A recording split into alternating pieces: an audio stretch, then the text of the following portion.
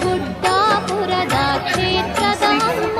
ದರ್ಶನಭಾಗ್ಯವ ನೀಡಮ್ಮ ನಿನ್ನನ್ನು ಪೂಜಿಸಿ ಬಂದಿರುವಮ್ಮ ಶರಣರ ರೂಪದಲ್ಲಿ ನೀನಾನಮ್ಮ ಶರಣರ ಉದರದಿ ಜನಿಸಿದೆಯಮ್ಮ ರಾಣಿಯ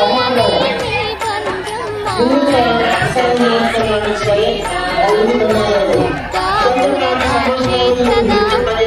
ದರ್ಶನ ಭಾಗ್ಯವ ನೀಡಮ್ಮ ನಿನ್ನನ್ನು ಪೂಜಿಸಿ ಬಂದಿರುವಮ್ಮ